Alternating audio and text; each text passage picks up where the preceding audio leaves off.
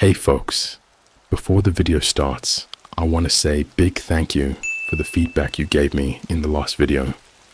Again, I will be short and say, as every other video, to leave a like and hit the subscribe button. Also, don't forget to comment down below, helping me to give proof to YouTube that all of you who follow this channel so far are real people who watch my videos. Thank you, and I hope you enjoy. I joined a dark web chat room that talks about secret rituals performed by celebrities. Now, my house is surrounded by strangers in masks. Alright, before I even get into this, I know what you're probably thinking. Why would anyone in their right mind go on the dark web? But hear me out, okay? I didn't go on there looking for anything sinister. It actually started as a sort of boredom thing. I mean, I'm your average dude. I'm not into hacking, I'm not tech savvy, and I'm not a conspiracy theorist. But one late night, after a few too many drinks and a long rabbit hole on Reddit, I got curious. I'd read all these horror stories, you know, the classic, I bought a mystery box on the dark web type of thing. And yeah, I knew half of it was probably fake, but there was a part of me that just wanted to see what the big deal was. So, one night, I decided to download a Tor browser, figured out how to connect to it. Trust me, there were enough guides, and just explored. My intentions were harmless, I swear. Most of what I found was honestly pretty boring. People hyped up the dark web as some massive, secret underworld, but it mostly seemed like forums filled with people selling random junk, weird survivalist blogs, and conspiracy pages that seemed stuck in the early 2000s. But then, I found the theater. Now, the theater wasn't like anything I'd seen before. It was basically a chat room, super basic in design, but it had this feeling about it. The kind of feeling you get when you're not supposed to be somewhere. The description just read, for those curious about the rituals of fame, nothing else. The page had a deep black background with nothing but this single title in red text, looking like it hadn't been updated in a decade. It was almost too cliché, you know, like it was designed to look creepy. But something about it just pulled me in. So, I clicked. The first thing I noticed when I got into the theater was that everyone in there had weird usernames. Nothing identifiable. It was like Observer 9, Silent Lurker, Unknown Entity. You get the vibe. I joined in as Curious Anonymous, which in hindsight sounds lame, but whatever. There were about 20 people online. No one was chatting actively, just lurking, until one user sent a message. Another sacrifice is happening tomorrow. NYC, midnight. And then it went dead silent. Now, I don't know why that message got to me, but it did. It just felt so real. I know, it sounds stupid. Some random message in a dark web chat room could have easily been fake, but there was something about it that just felt heavy, like it wasn't just some internet troll. I typed a response before I even thought it through. Sacrifice. What kind of sacrifice? For a minute, no one said anything. I was about to close the page, honestly feeling like an idiot, when someone replied to me. You're new. Watch. Don't ask. That was it. But then, another user, Witness 33, sent a message. Think it's all fake, do you? Now I was hooked. Before I could respond, Witness 33 dropped a link. No one said anything after that. Everyone just went silent. It was like they were all waiting, watching to see what I'd do. I hesitated, of course. Clicking random links on the dark web is like the first rule you're not supposed to break. But You know how it is. Curiosity can be a curse. So I clicked. The link led to a video embedded in some website that looked just as old and abandoned as the theater itself. There was no title, no description, nothing except the video player. It had that grainy, shaky quality of old home movies, and the first thing I saw was a group of people standing in a dimly lit room. They were all wearing these weird, elaborate masks, gold, black, red, with strange symbols on them. It looked like a scene out of a horror movie, except it was painfully, disturbingly real. The camera panned around, showing a lavish room with marble floors and what looked like expensive paintings on the walls. In the middle of the room was this huge table covered with a black cloth and someone laying on top of it, motionless. I couldn't tell if the person was breathing or not. It was too dark, too grainy, but the room was dead silent and everyone was just watching. And then a voice spoke, low and distorted. For fame, for power, for eternity. The people in the room started chanting, something that sounded foreign, like Latin or maybe something older. I could feel the hairs on the back of my neck standing up. It was like watching something ancient, something I wasn't supposed to see. My brain kept trying to convince me that this had to be some kind of art piece, like some edgy underground theater performance. But deep down, I didn't believe that. This was real. The video abruptly cut to black, leaving me staring at my reflection in the blank screen. I sat there frozen, my heart pounding. I didn't know what I'd just seen, but I couldn't shake the feeling that it was wrong, like deeply, profoundly wrong. A message pinged back in the theater chat room. Are you ready to see more? And like an idiot, I typed back, yes. Another link appeared in the chat, this time without any messages, just a cold, silent invitation. I don't know why I felt compelled to click, but I did. This one wasn't a video, it was a list, a long, detailed list of upcoming events, with dates, locations, and names.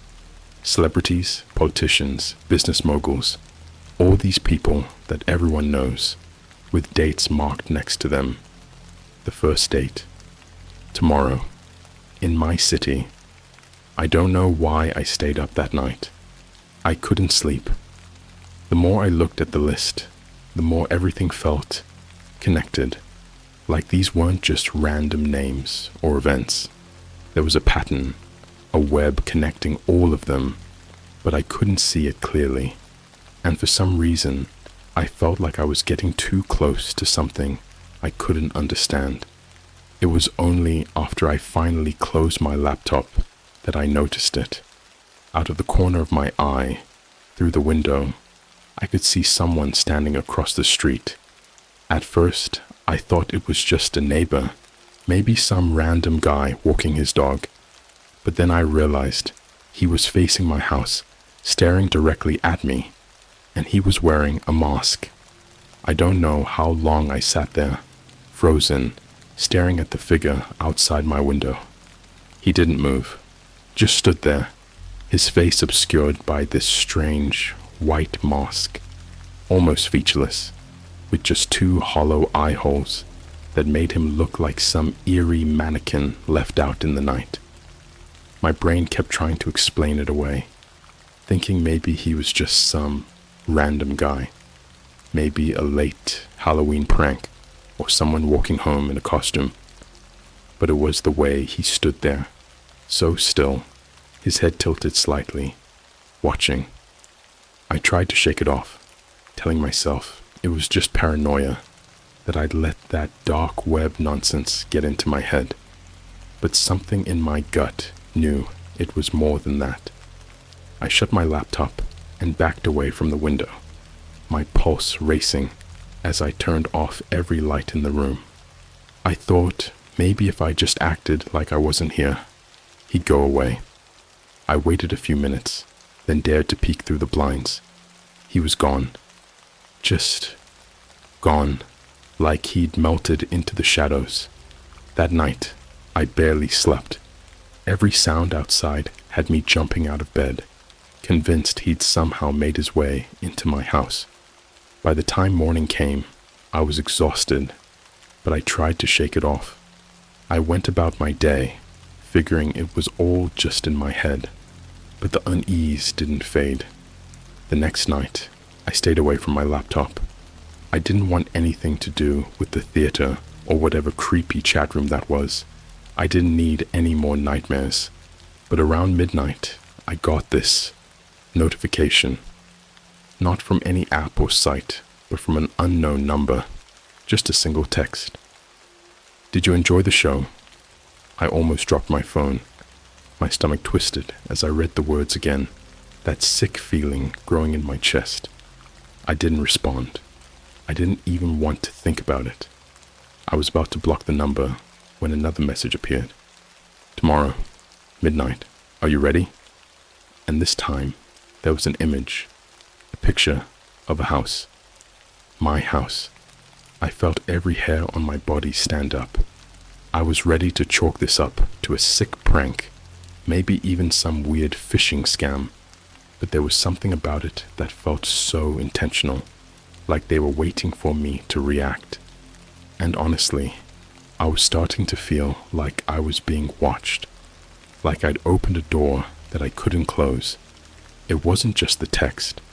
It was the eerie, cold silence that filled my house, like I was no longer alone in it. I kept the lights off, moving carefully from room to room, making sure all the doors and windows were locked. I even checked the attic, the basement, places I never usually bothered with. Everything was fine. But that paranoia, that sense that something was wrong, gnawed at me all night. Then, at exactly midnight, there was a knock at my door. I froze, my heart pounding in my ears. The knock was slow, deliberate, like whoever was on the other side was waiting for me. I didn't want to look, but the curiosity was unbearable. I peeked through the peephole, expecting to see another masked figure, but nothing. Just the empty porch, dimly lit by the street lamp down the road. I thought I'd imagined it until I turned back toward the living room window. That's when I saw him again. This time, he was closer, standing right at the edge of my yard, barely visible in the shadow of the trees. It was the same mask, but something was different now. His head was tilted at an unnatural angle, as if he was studying me, waiting for me to do something. And then, one by one, 3 more figures appeared beside him, all of them wearing the same masks. They stood in perfect, unnerving silence, their faces turned toward my house. A shiver ran down my spine. I couldn't bring myself to move, to even breathe. They just stood there, watching, like some twisted performance. I grabbed my phone, my hand shaking as I dialed 911. It felt ridiculous, but I didn't know what else to do. When the operator answered, I tried to explain, but as I was talking, I glanced back out the window. They were gone, vanished, like they'd never even been there. The operator probably thought I was losing it, and honestly, I was starting to believe it myself. I stayed up until dawn, jumping at every creak in the house, but no one came back.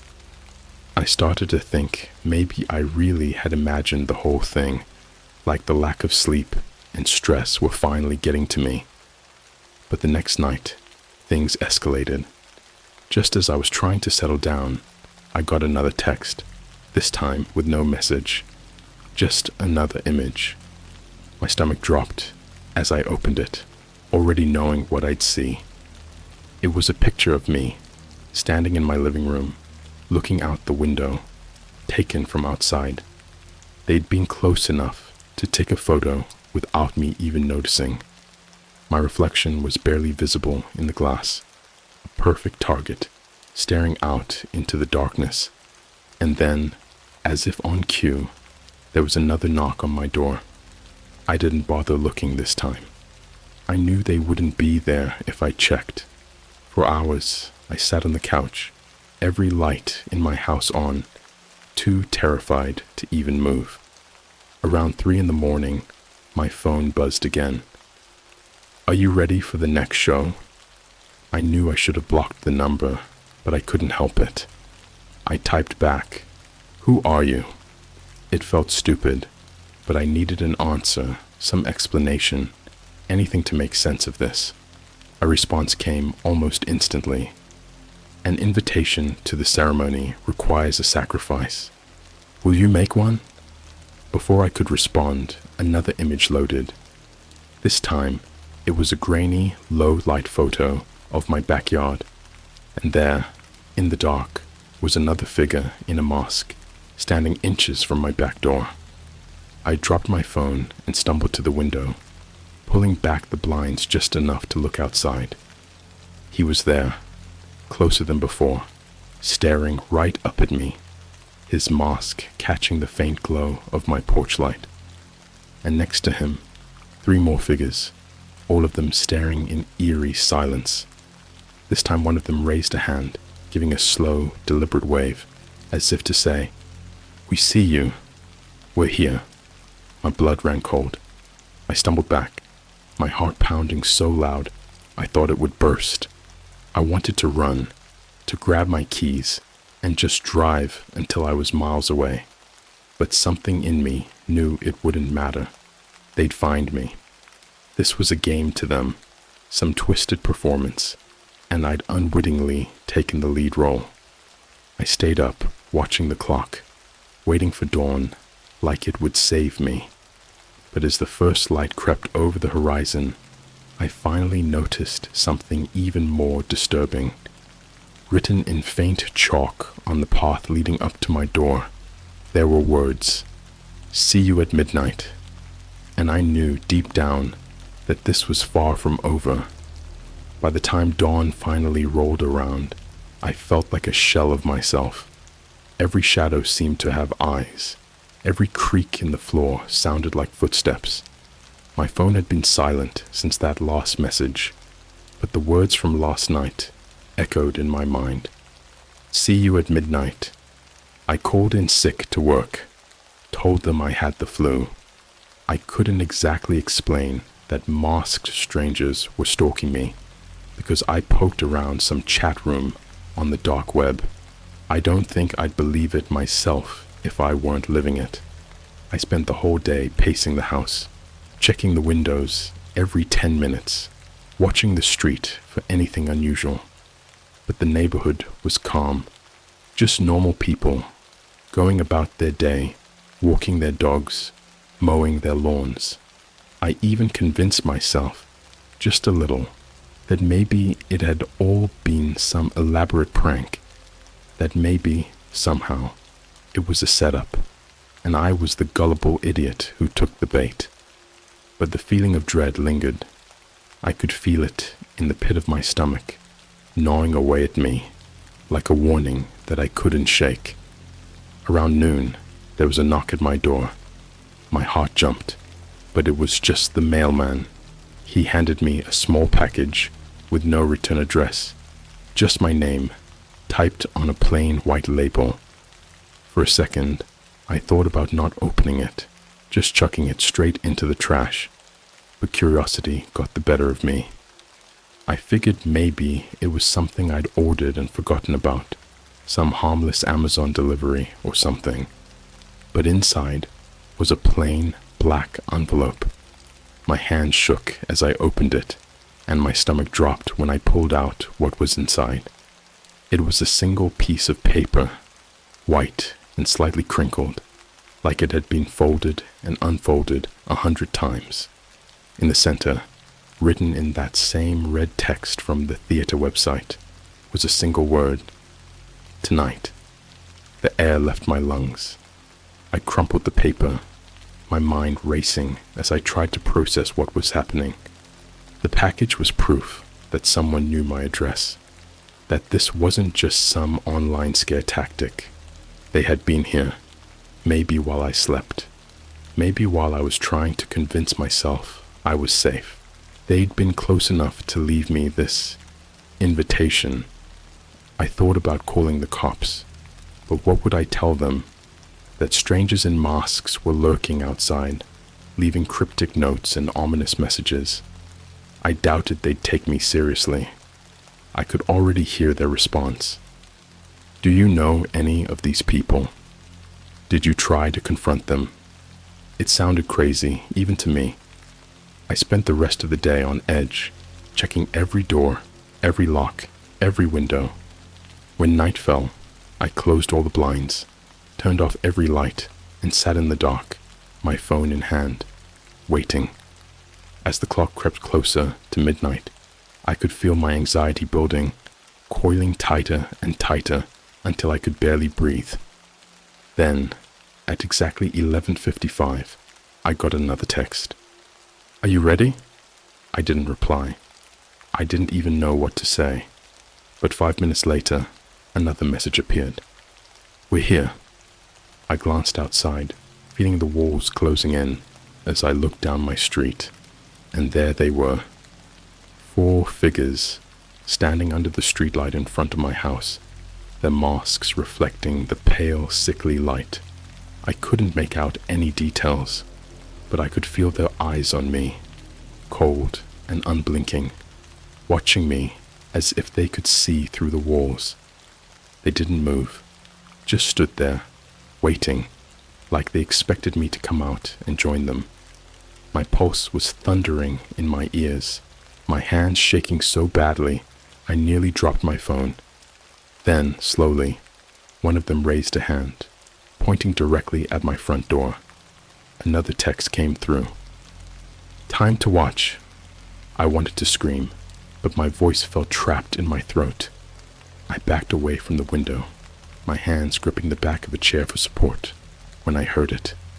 The soft, unmistakable sound of my front door unlocking. I froze, my mind racing, trying to convince myself that it was just my imagination. But I could hear it, clear as day. The door was slowly, deliberately unlocking from the outside. I could practically feel the blood drain from my face as I turned toward the door, watching the handle begin to turn. I stumbled back, grabbing the nearest thing I could find, a heavy lamp, my heart pounding so hard I thought it would burst. I braced myself, expecting one of the masked figures to come charging in, but instead, nothing. The door creaked open, just an inch, letting in a sliver of darkness. The hallway was completely silent, the air thick and heavy, like the entire house was holding its breath. And then, just as suddenly as it had opened, the door slammed shut, echoing through the house. My phone buzzed again. Another message. Open the door. I tried to type back, my hands trembling, but I couldn't think of what to say.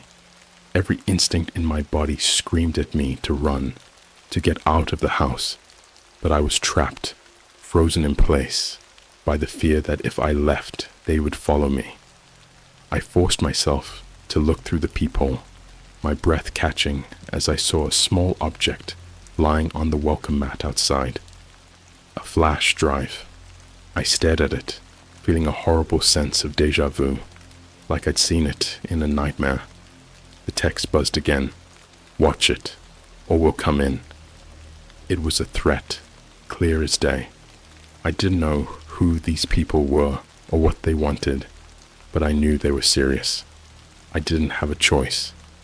I grabbed the drive, my hand shaking so badly I could barely hold onto it, and rushed to my laptop, plugging it in with a sense of dread that made my skin crawl.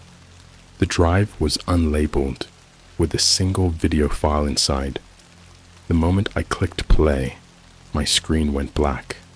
For a second, I thought the file was corrupted, but then the video began, blurry and static-filled, like old surveillance footage.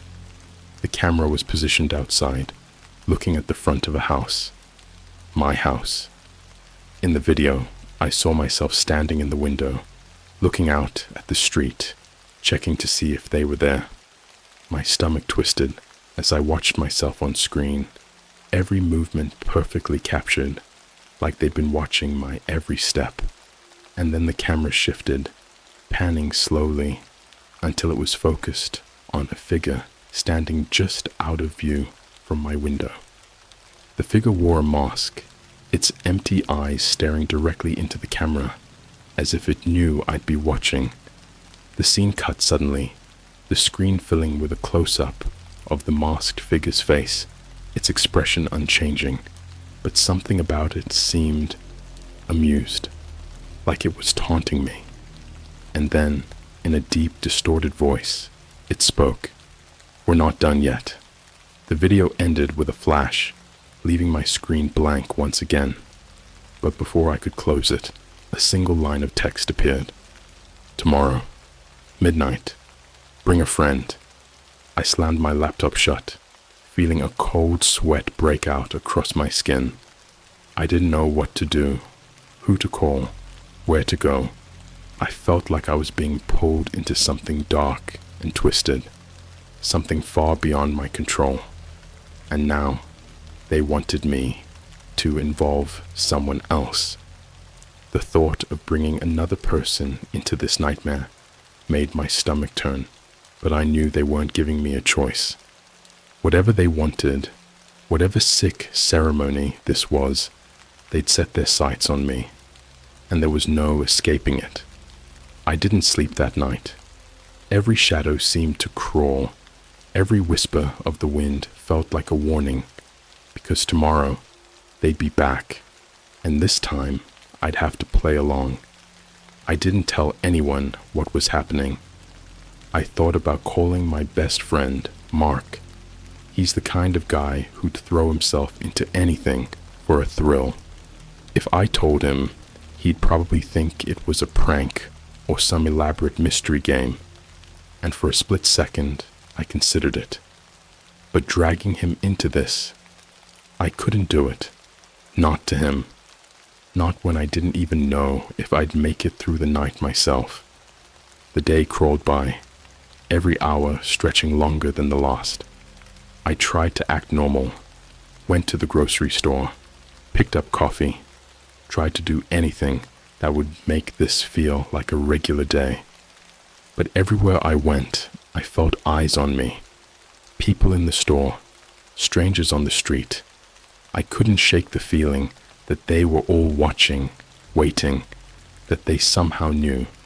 By the time I got back home, I was exhausted, paranoia twisting every thought, every movement.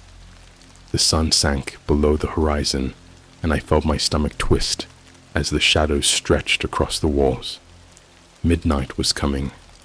I sat in my living room, barely able to keep still, waiting for whatever fresh hell was about to unfold. My phone stayed silent. I expected another text, a call, maybe even another package, but there was nothing. And then, just as the clock hit 11:59, I heard it. A slow, deliberate knock on my front door.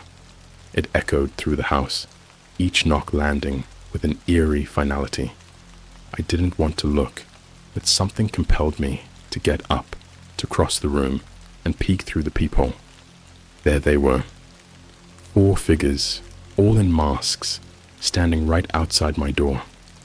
Their faces were featureless in the darkness, their eyes hollowed out, like they were staring straight into my soul. This close, I could see that their masks were made of some kind of thin, fragile material, almost like porcelain.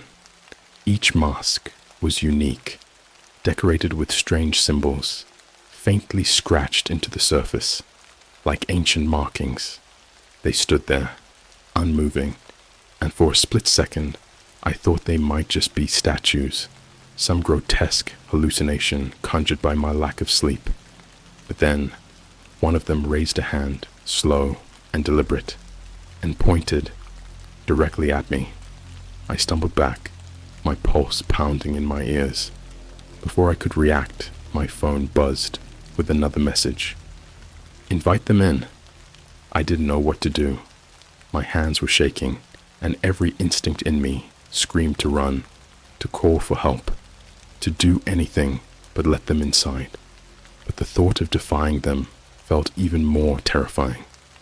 I could feel the weight of their gaze through the door, feel them waiting, expecting me to follow their twisted rules. With a deep breath, I unlocked the door and pulled it open. They didn't move at first, just stood there, their masked faces turned toward me like they were judging, assessing, and then, as one, they stepped forward, crossing the threshold into my home. The silence was suffocating, pressing down on me as they filed in, one by one, and arranged themselves in a line in the center of my living room. They didn't speak, didn't make a sound. They just waited. I was about to ask what they wanted when one of them stepped forward. He held out something small, wrapped in black cloth. When I took it, his head tilted, watching me with that same eerie stillness. My hands trembled as I unwrapped the cloth, revealing a small, hand-carved stone, smooth and cold to the touch. It was shaped like an eye, with intricate lines etched around it, like veins or branches stretching outward. Another figure held up a piece of paper, and in the dim light, I could barely make out the words scrawled across it. You are the witness. Before I could ask what that meant, one of the others pressed a finger to their mask, signaling for silence. The masked figure in front of me gestured toward the center of the room, where they had placed a circle of black candles, arranged in a way that felt deliberate, almost ritualistic. The tallest figure reached into his coat, pulling out a worn, leather-bound book. He held it open to a page filled with strange symbols and passages written in a language I didn't recognize. And then, in a voice that was low and distorted, he began to chant. The sound was unlike anything I'd ever heard. It wasn't quite a language, more like a guttural, rhythmic hum that filled the room, vibrating through the walls and sinking into my bones. The others joined in, their voices merging into one haunting, discordant melody that sent chills down my spine. My vision blurred, and I felt a strange pressure building in my head, like the air itself was growing thick and heavy. I wanted to cover my ears, to block out the sound, but I couldn't move, couldn't breathe. It was like I was paralyzed, rooted to the spot as they chanted. And then, just as suddenly as it had begun, the chanting stopped. Silence fell over the room, thick and unnatural, like the air had been sucked out. The tallest figure looked up, his mask catching the dim candlelight, and tilted his head in my direction. The figure held out the book toward me, gesturing for me to take it. My hands felt numb as I reached for it, my mind reeling as I tried to make sense of what was happening. But the moment my fingers brushed the cover, a sharp, searing pain shot through my head. Images flashed before my eyes, symbols, faces, places I didn't recognize, all blurring together in a whirlwind of strange, disjointed memories. I saw dark rooms filled with masked figures, rituals, fires, shadows moving in the night, and something darker lurking just beyond the edge of vision. I stumbled back, clutching my head as the images faded, leaving me gasping for breath.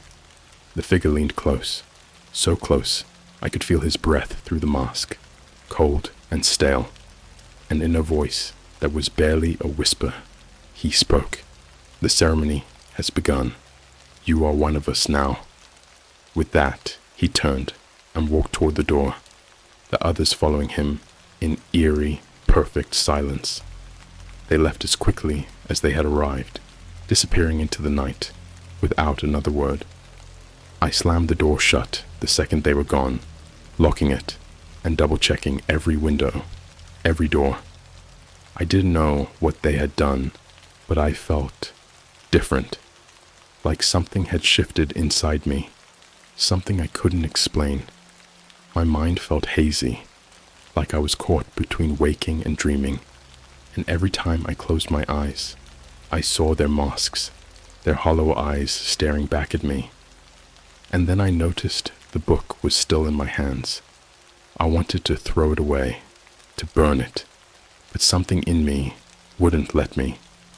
It was like an invisible force was urging me to keep it, to protect it. I tried to resist, but I couldn't shake the feeling that it was now a part of me, that getting rid of it would only make things worse. The night dragged on, and I kept hearing whispers, faint and distant, echoing through the house. Every shadow seemed to move. Every creak and groan of the house felt like a warning. I didn't sleep. I couldn't.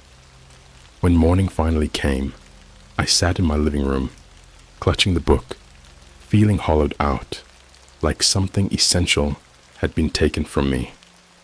I tried to convince myself that it was all in my head, that I could go back to my normal life, but I knew that wasn't true.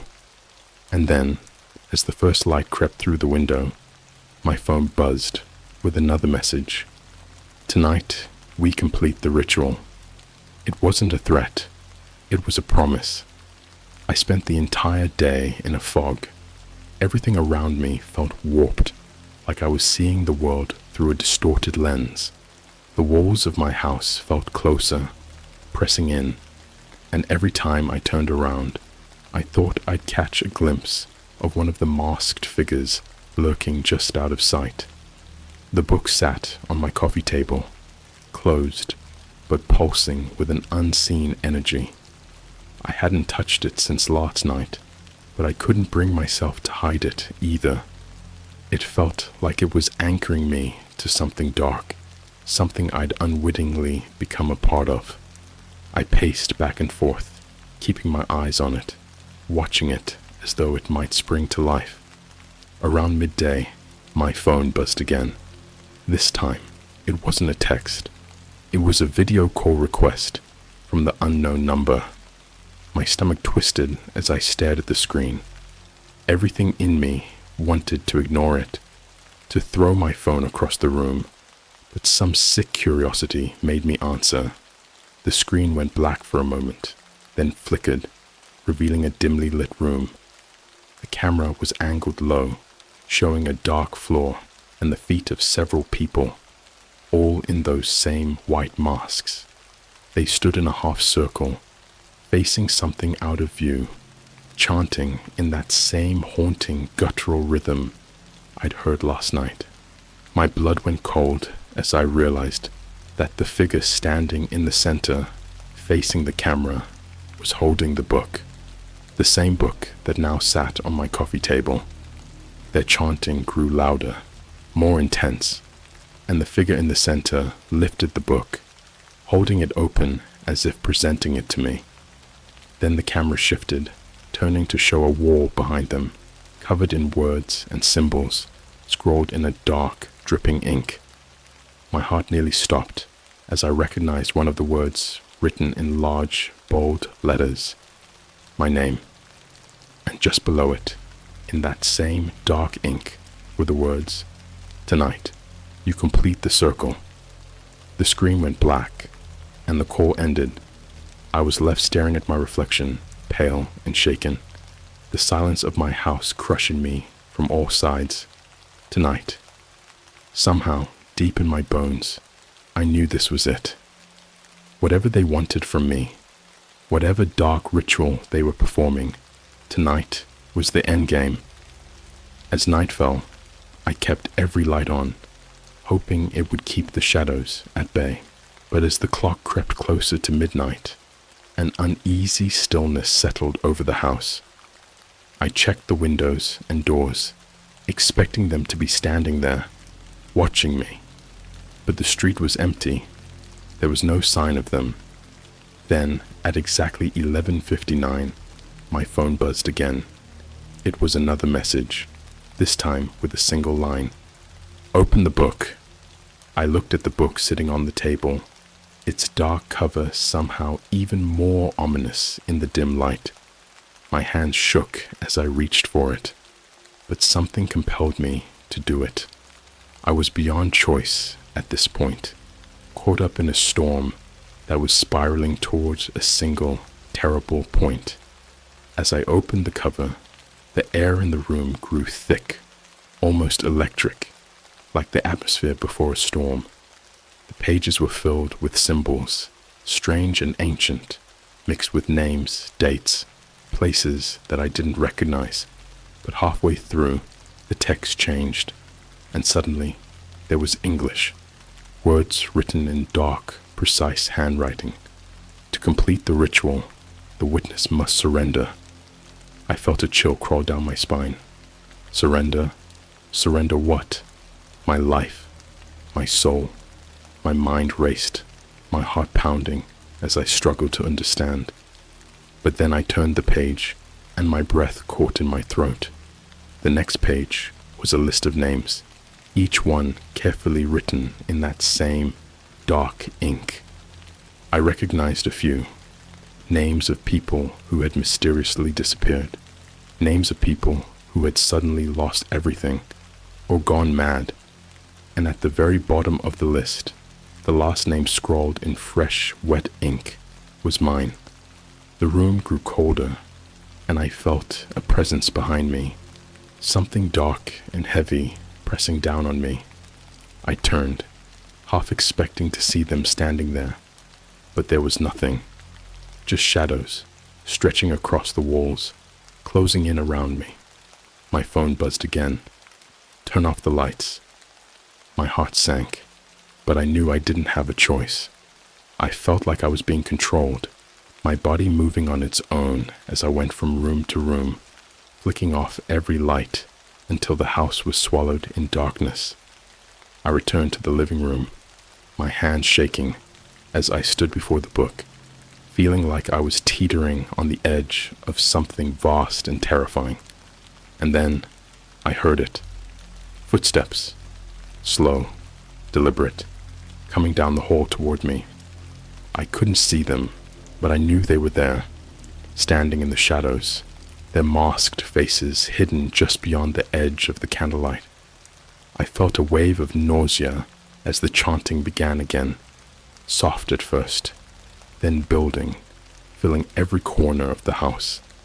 The walls seemed to close in, the shadows deepening, twisting, like they were alive, writhing with dark energy. I clutched the book, my hands sweating as the chanting grew louder, their voices merging into a single, inhuman sound that echoed through my bones. I wanted to run, to scream, but I was rooted to the spot, unable to move, trapped in the grip of something ancient and powerful. Then, from the darkness, a figure stepped forward, close enough that I could see the faint outline of their mask. They reached out, placing a cold, heavy hand on my shoulder, and in a voice that was barely a whisper, they spoke. The witness must surrender.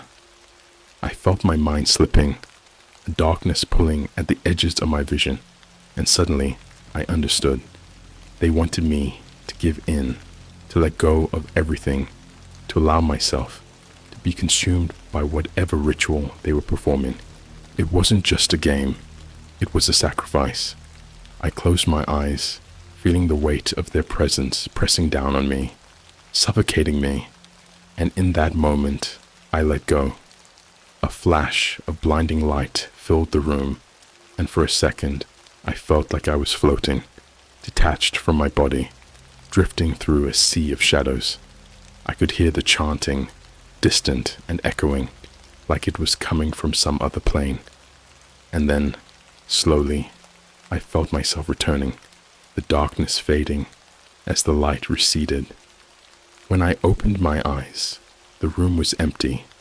The candles had burned out, The shadows were gone, and I was alone, standing in the middle of my living room with the book still in my hands.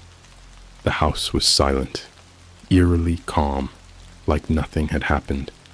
I looked around, half expecting to see them standing there, watching me, but the place was empty. My phone buzzed one last time. I looked down to see a final message. The witness has been accepted. The circle is complete. And with that, the line went dead. For a long time, I stood there trying to process what had just happened. But there were no answers, no explanations, just an overwhelming sense of emptiness, like something essential had been drained from me. I didn't sleep that night. I couldn't. I knew deep down that whatever I'd witnessed, whatever ritual I'd been a part of, had left a permanent mark on me.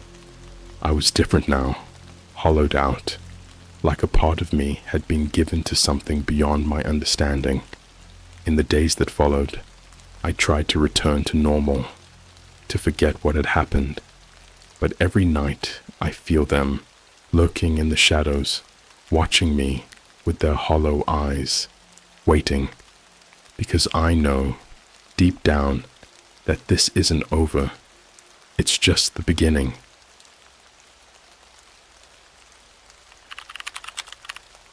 I found a dark web stream that predicted a major natural disaster. It happened the next day. All right, I know how this sounds. I sound like one of those people, the one who watch too many conspiracy videos on YouTube and think every random event has some kind of sinister meaning behind it. And honestly, I wouldn't have believed any of this if I hadn't seen it for myself. But here we are. And I'm posting this because I feel like I need to get it off my chest. Maybe you'll all just call me crazy, but whatever. So, like a lot of people, I've always been a bit fascinated by the dark web. There's something about knowing there's this hidden corner of the internet where people do who knows what that's both creepy and, I don't know, kind of thrilling. I'm not exactly a tech genius, but I know my way around. I figured as long as I didn't go too deep, I'd be fine. Just a little harmless curiosity, right? Well, a couple of weeks ago, I got really bored one night. Like the type of bored where you scroll mindlessly through Netflix, but nothing sounds good, and YouTube's algorithm seems to be actively trying to annoy you. So, I thought, why not? I pulled out my old laptop, fired up the Tor browser, and started poking around. At first, it was just the usual sketchy stuff. Dead forums, half-baked conspiracy theories, badly done attempts at horror, a few old chat rooms with weird usernames who barely responded to anything. But then I found a link buried in this ancient-looking forum thread. It looked different from the rest, almost like it had been buried on purpose. The link itself didn't have any title or description, just a string of random letters and numbers. Call it morbid curiosity, call it stupidity, but I clicked on it. The screen went black for a second, and then this live stream popped up. There was no sound, no intro, no context at all. Just a black and white video feed of what looked like a warehouse, or maybe a storage facility. The quality was grainy, but you could see enough.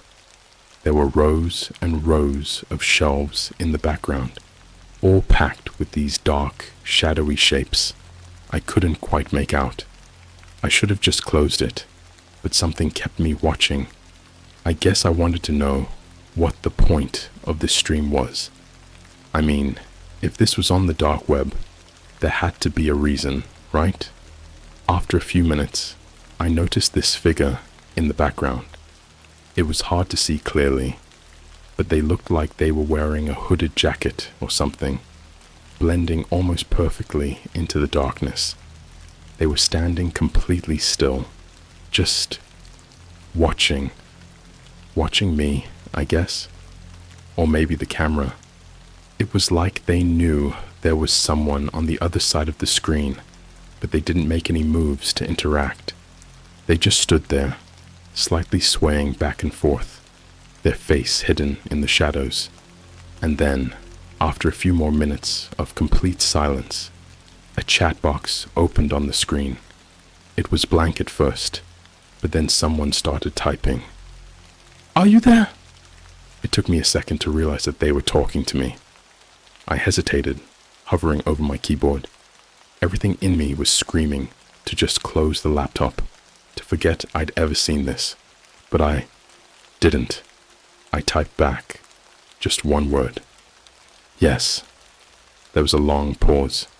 I could feel my heart hammering in my chest, and for a second, I thought maybe this was some elaborate prank. But then, another message popped up. "You shouldn't be here." I didn't know what to say to that, so I didn't respond. I just watched as the figure on the screen continued to sway slightly, their face still hidden.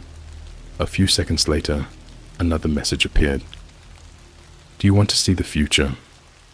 Now, this was getting weird, like really weird. But again, curiosity got the better of me. I mean, the future. I typed back, "Sure," just one word. The figure finally moved closer to the camera, just a step or two, but enough for me to see a little more of their face. They were wearing some kind of mask, one of those cheap ones you'd find in a party store, like a blank white face. Only, this one had scratches all over it, like someone had taken a knife to the plastic. It was unsettling, to say the least. The screen flickered, and for a second, I thought I saw something else, something moving behind the figure. It was like the shadows themselves had come alive, swirling around them. But before I could process it, another message popped up. "Tomorrow, 5:17 a.m. West Coast." Then the screen went dark. I sat there, staring at the blank screen, my hands still hovering over the keyboard. "5 mani 17 nimidam kale. West Coast?"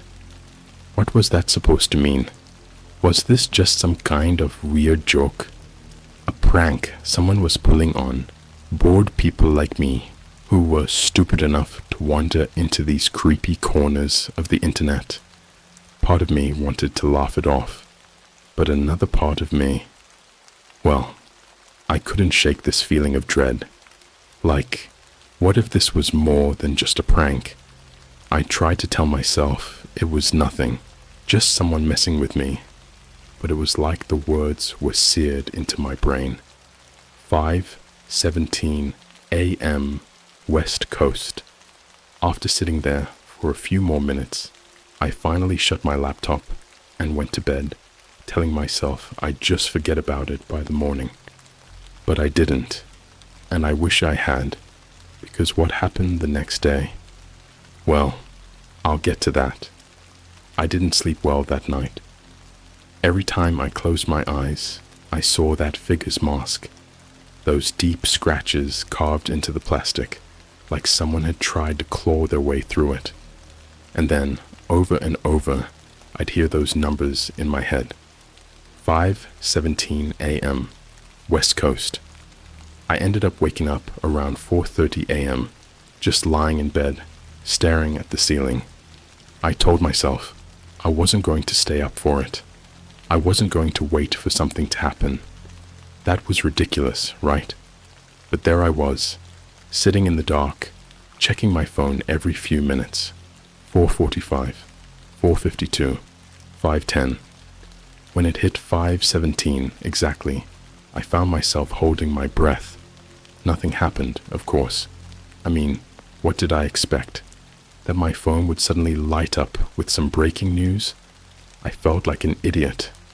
I'd gotten all worked up over some random message from a faceless weirdo on the internet. But just as I started to relax, just as I put my phone down and settled back, the ground shook. Not a little either, like a full-on quake. I shot up in bed as everything around me started rattling. My dresser, the pictures on the wall, The entire room seemed to sway. The thing is, I don't live anywhere near California or Oregon or any of the places that usually get earthquakes. I'm in freaking Nebraska. Earthquakes aren't exactly a common thing around here. And yet, here I was, gripping the side of my bed as my whole apartment trembled. It only lasted a few seconds, but it was enough. When it finally stopped, I sat there in shock, waiting for something else to happen. But it was silent, completely still. I checked my phone again. 5:19 a.m. I didn't know what to think. Part of me tried to brush it off as a coincidence, like maybe it was just one of those random tremors, and I was only freaked out because of what I'd seen the night before. But I couldn't shake the feeling that somehow that stream had warned me, that whoever or whatever was behind it had known this was going to happen. I went online to see if anyone else had felt it, and that's when I saw the headlines. Breaking news: massive earthquake hits California coast. My stomach dropped.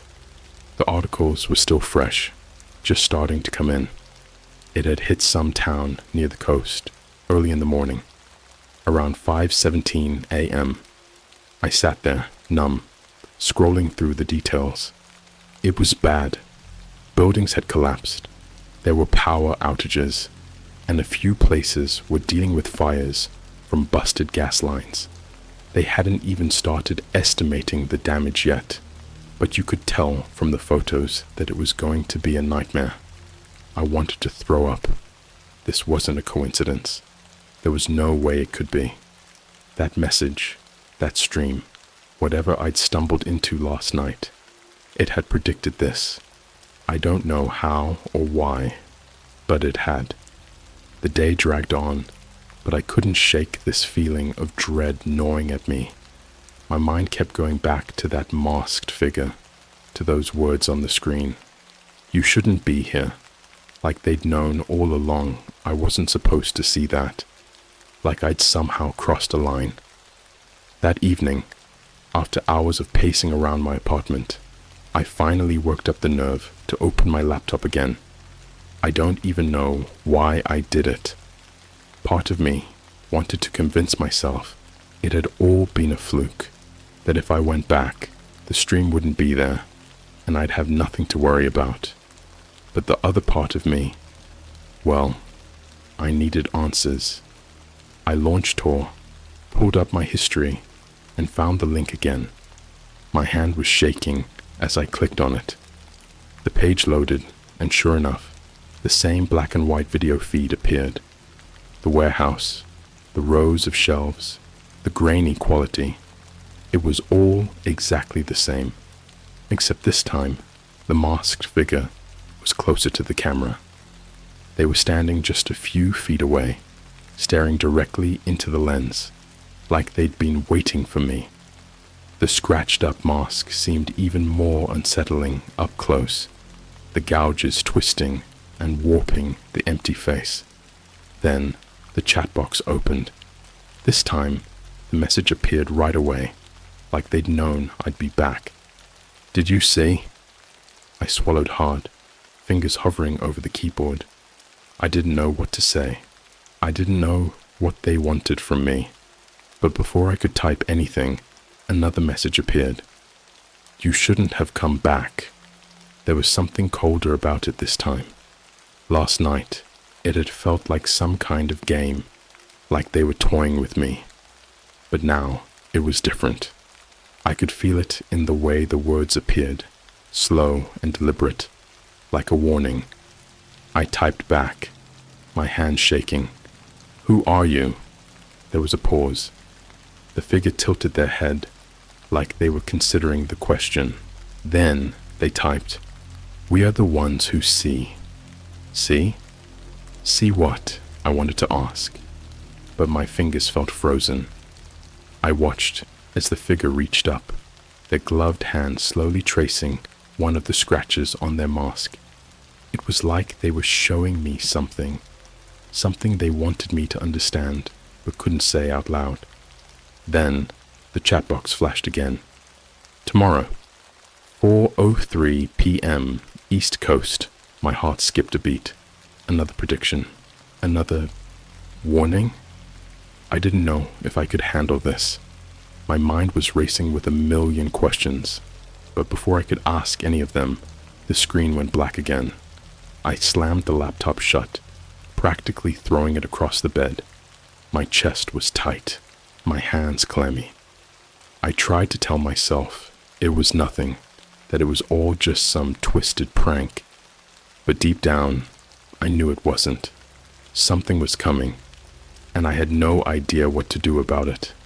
The next day felt like waiting for a storm to hit. I couldn't focus on anything. I called in sick to work, which was probably a terrible idea, considering my boss had already warned me about lack of commitment last month.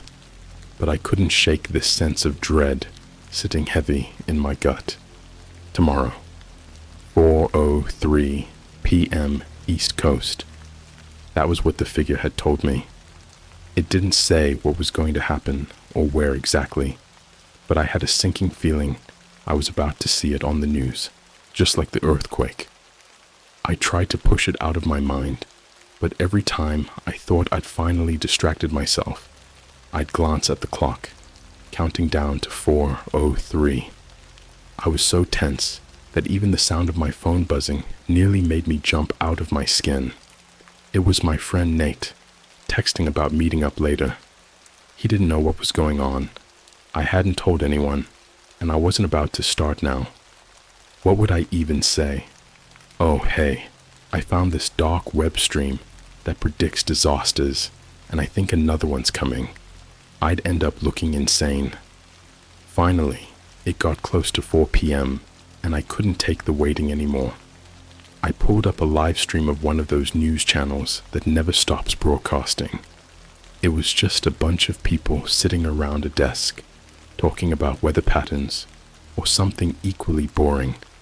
But I kept it on, waiting for any sign, any hint that something was about to happen. The minutes ticked by. 4 o'clock, 4:01, 4:02. Then, just as the clock hit 4:03, the news anchor's expression changed. She pressed a finger to her earpiece, her face going pale as she listened to something off camera. We're getting reports of a structural collapse in New York City, she said, her voice trembling slightly. There are unconfirmed casualties. This is breaking news, and we'll bring you updates as soon as we have them. My blood ran cold.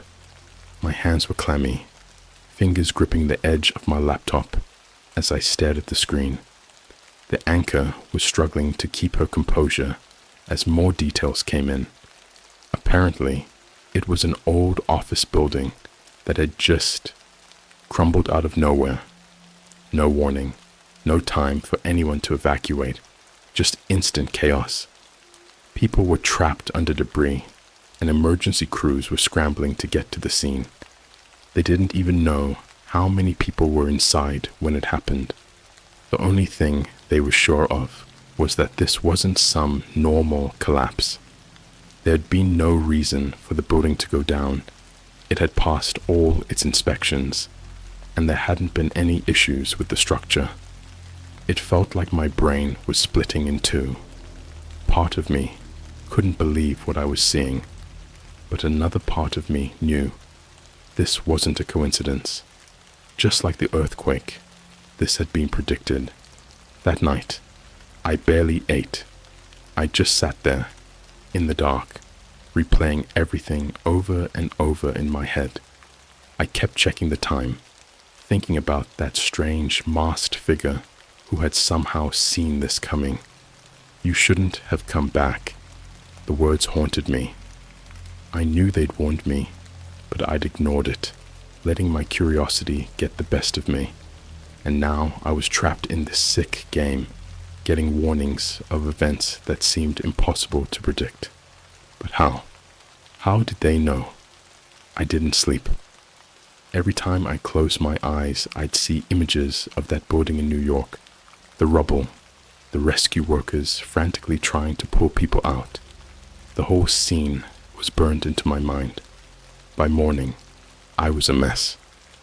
My phone buzzed with messages from Nate and a couple of other friends, but I didn't respond. I couldn't. What was I supposed to say? Finally, around midday, I worked up the nerve to open my laptop again. I don't know what I was expecting. Part of me was afraid that if I tried to open that stream again, my whole laptop would just catch fire or something. But I needed answers. I needed to know why I was seeing this, why this masked figure was telling me these things. I loaded up Tor, found the link, and clicked. The screen came to life, and the same grainy video feed appeared. The warehouse looked exactly the same. Those same shadowy shelves, the same eerie stillness, but this time, there was no figure in sight, just the empty, silent space. I waited, feeling my heart pound in my chest, half expecting them to jump out of the darkness.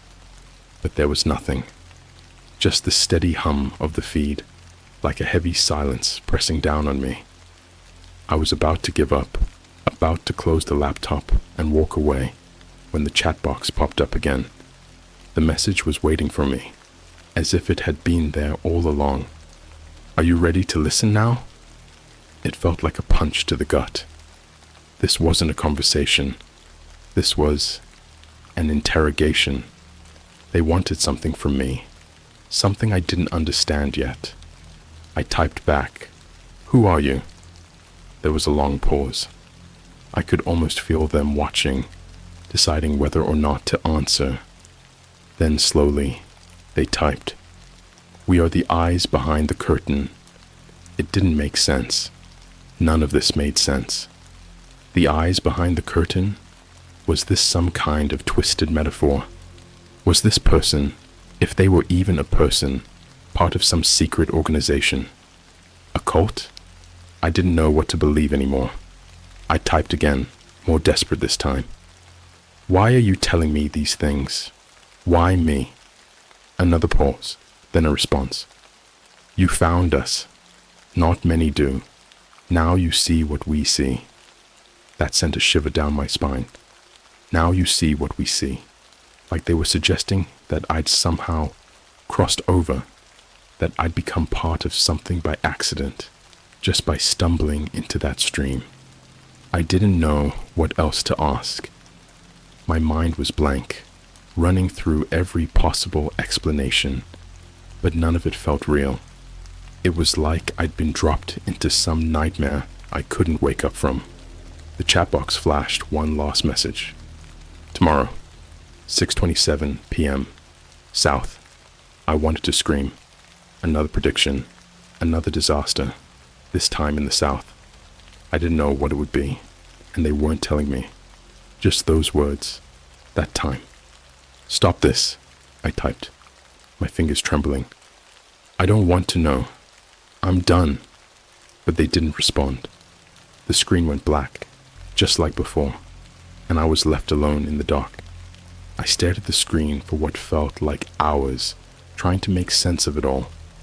What was coming tomorrow at 6:27 p.m.? And what was I supposed to do about it? I felt like I was unraveling. By now, I was barely sleeping, jumping at every little noise in my apartment. I kept my phone glued to my hand, refreshing news apps obsessively, waiting for any hint of what might happen at 6:27 p.m. The hours crawled by, each one weighed down by the same suffocating dread I'd felt before the earthquake and the building collapse. But this time, it was worse. I could feel it in my bones. Something big was coming. I tried to go about my day, but it was impossible to focus. I'd turn on the TV, only to find myself staring at it blankly, not even hearing what was on. I didn't want to be alone, but who could I call? What would I even say? So I waited, anxiously checking the time every few minutes. 5:45 p.m. 6 p.m.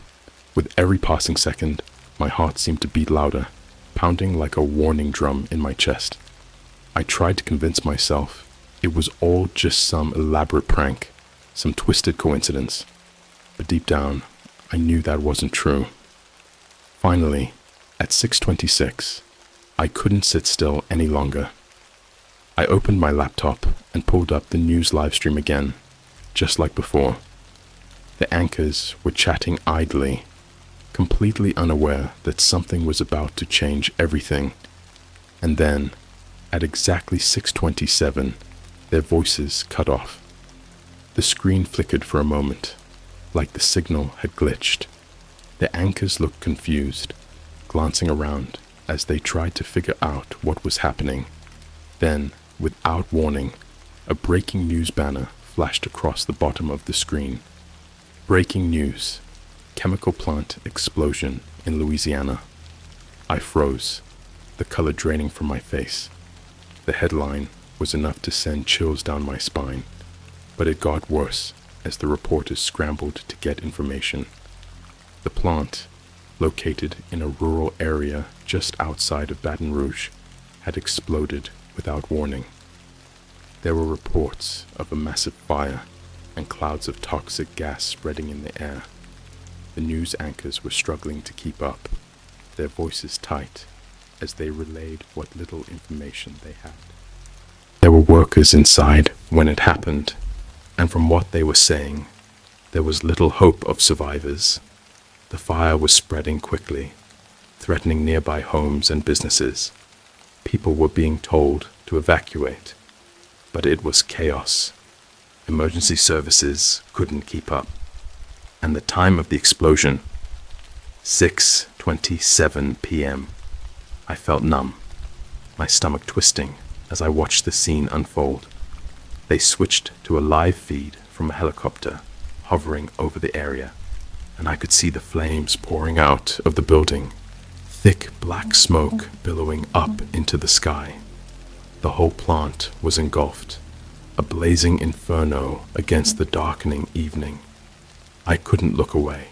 The more I watched, the more it felt like I was staring at something out of a nightmare I'd been warned about, one I'd done nothing to stop. I should have felt horrified, or heartbroken, or even angry, but all I felt was fear, because I knew this wouldn't be the last warning. Whoever or whatever was behind that dark web stream, they weren't finished with me. That night, I barely slept again. Every time I closed my eyes, I saw those flames, heard the panicked voices of people trying to escape. I kept telling myself I'd stay away, that I wouldn't open that stream again, no matter how curious I got. But by the time morning came, I knew it was a lie. As soon as the sun rose, I was back on my laptop, searching for the link, my fingers shaking as I typed. I didn't even know what I was looking for anymore. Maybe I was hoping it would be gone, that the page would be taken down, and I could pretend it had all been some horrible dream. But the page was still there, waiting for me, like it knew I'd be back. This time, the video feed was different. The warehouse was empty, as it had been before, but something had changed. The shelves were gone. The space looked almost cleared out, as if someone had come through in the middle of the night and stripped it bare. And then slowly, the masked figure stepped into view. They moved closer to the camera than ever before, so close that I could see the cracks in the plastic, the gouges that warped the empty face. I could feel their eyes behind it, watching me with an intensity that made my skin crawl. The chat box popped up, and the figures started typing, their words appearing one by one. "This is your last chance." I stared at the words, feeling a chill spread down my spine. Last chance? Last chance for what? Last chance for what? I typed back, my hands clammy on the keyboard. The figure tilted their head, and I could almost imagine them smiling behind that mask. They typed again, each word slow, deliberate. Last chance to leave. I hesitated, my heart pounding, as I tried to make sense of their warning. Was this another threat? Another disaster waiting to happen? I wanted answers, but the words stuck in my throat, too heavy to type out. After a moment, I managed to respond. "Why are you doing this?" The figure paused, as if considering their answer. Then they typed, "Because you looked." My hand started to shake as I read the words. "Because you looked." It sounded like a curse, like I'd crossed some invisible line, and now there was no going back. The figure leaned closer, their face filling the screen, the black void of their eyes behind the scratched-up mask, burning into me. "You see what we see," they typed, "but you don't want to understand."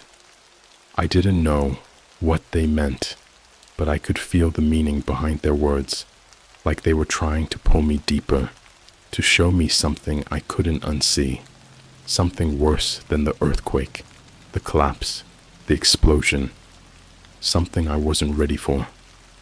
"Tomorrow," they typed. "You're home." I froze. My heart felt like it stopped altogether, my mind reeling as I stared at those words. "You're home." I wanted to scream, to throw my laptop across the room, but I was paralyzed, my hands clenched into fists, my entire body tense. They were coming for me.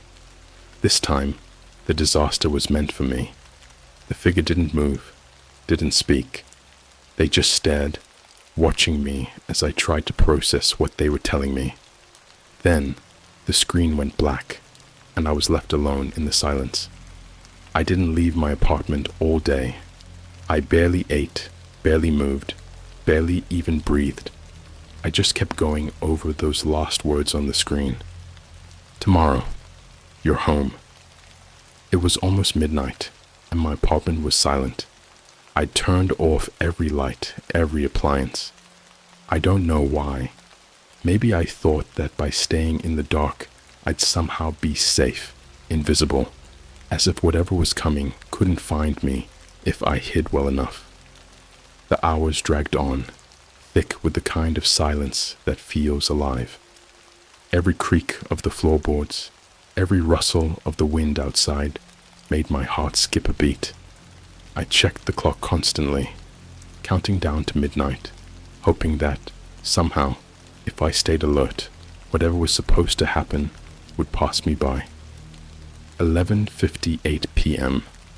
I sat on the edge of my bed, my hands clenched tightly together, my eyes fixed on the laptop I'd left on my desk across the room. The lid was shut, but even in the dark, it felt like it was watching me, like it held some horrible secret just waiting to be unleashed. 11:59 p.m. One more minute. I held my breath, my entire body tense, bracing for something. I didn't know what, but the fear was so thick I could barely think. I could feel it crawling over my skin, burrowing into my mind, whispering that something was wrong. Then, at exactly midnight, my laptop clicked on. I didn't touch it. I hadn't even gone near it. But there it was, the screen lighting up, the dark glow illuminating my room in an eerie, unnatural way. I could see the familiar loading screen of the Tor browser, the same black interface, as it opened on its own, like it was being controlled by some invisible hand. The stream appeared on the screen, the same dark warehouse, only this time the camera was moving. It drifted slowly through the empty space, the view swaying slightly, like someone was holding it as they walked. I couldn't see anyone, just the cold, empty shelves and the shadows that seemed to cling to every corner. Then the chat box popped up. "It's time." My hands felt like ice. I didn't respond. I couldn't. I just watched, helpless, as the camera turned a corner, revealing something I never expected. It was a room, a small, windowless room, with a single chair in the center, empty except for one thing, a single open laptop sitting on the floor, the screen glowing with the exact same image I was looking at. My breath hitched. The camera zoomed in, and I could see the tiny details, the scratches on the screen, the small dent in the corner of the laptop. I knew that laptop. It was mine. I stumbled back, my mind spinning, trying to make sense of what I was seeing. The feed on the screen showed my own apartment. The same walls, the same bed, everything exactly as it was. It was as if the camera were right here, right in my room, capturing every detail. I looked around frantically, but there was nothing. No sign of anyone. Just the cold, dark silence pressing in around me. Then, in the chat box, another message appeared. "We are already here." I felt the blood drain from my face as I read the words. Already here? I glanced around again, my eyes darting to every corner of the room, half expecting to see that masked figure lurking in the shadows. But there was nothing, just emptiness. Then, slowly, I turned back to the screen. The camera was moving again, this time panning around the room, inching closer to the laptop on the floor. And then, in the feed, I saw something that made my heart stop. There was a figure standing just outside the door to my bedroom. It was tall and shrouded in shadow, but I could see the faint outline of a mask, the empty eyes staring straight into the camera. It was watching, waiting, like it knew I could see it, but didn't care. I turned toward my door, half expecting to see it standing there, but the doorway was empty, just darkness spilling into the hall, stretching out like it was reaching for me. I looked back at the screen, my hands trembling as I watched the figure move closer, taking slow, deliberate steps toward the laptop. Each step echoed in my ears, even though there was no sound, just the faint static hum of the feed. Then, without warning, the figure knelt down, bringing its face level with the laptop. The mask filled the screen, scratched and battered, the empty eyes staring into mine. I felt a chill wash over me, like ice spreading through my veins. The mask tilted, just slightly, as if it were studying me, as if it could see straight through the screen. The chat box flashed with one final message. "There is no leaving." My stomach dropped. I could barely breathe as I read those words, feeling the weight of them settle over me, trapping me in place. I knew, somehow, that they meant it, that whatever I'd stumbled into, whatever I'd found that night on the dark web, there was no going back. The figure's face lingered on the screen, unblinking, unwavering, as if waiting for me to understand. And in that moment, I felt a horrifying realization sink in. I was part of this now. Whatever they were, whatever unseen force lay behind that mask, I'd looked into it, and now it was looking back. They weren't just predicting events, they were creating them, and now, somehow, they'd pulled me into their web, into their twisted world of chaos and fear. The screen flickered, the image distorting as if the feed was breaking up. For a second, I thought it was over, that maybe the nightmare had finally ended. But just before the screen went black, I saw one last image. The figure was in my room, the exact spot where I was sitting. I lunged forward, slamming the laptop shut, but it was too late. The image was burned into my mind, seared into my brain like a scar that would never fade. Now, every time I close my eyes, I see it.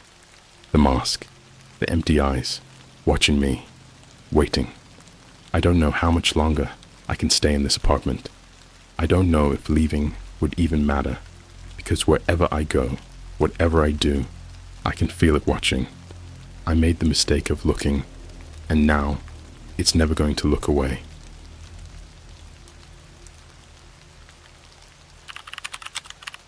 I was hired to escort unusual cargo for the government. The creatures inside woke up. Alright, so before I even get started, I need to put out a huge disclaimer. This isn't one of those fake, exaggerated stories meant to freak people out. I've been wrestling with whether I should even share this because it feels like every time I think about it, it's like scratching an itch that never heals. But I figured maybe putting it out there will get it out of my head. Maybe I'll even find someone who's been through something similar. I'll keep some details vague because, certain people might be keeping tabs on this. I'll start from the beginning, though, so you can get the whole picture. I got into driving sensitive cargo for the government a couple of years back. They called it freelance security transport work, which is basically a fancy way of saying I drove unmarked trucks with highly confidential stuff inside from point A to point B. It paid stupidly well, but they made it clear.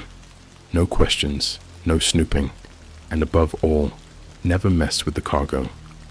You just drive, take the turns they tell you to, and don't stop unless it's in one of the designated safe zones.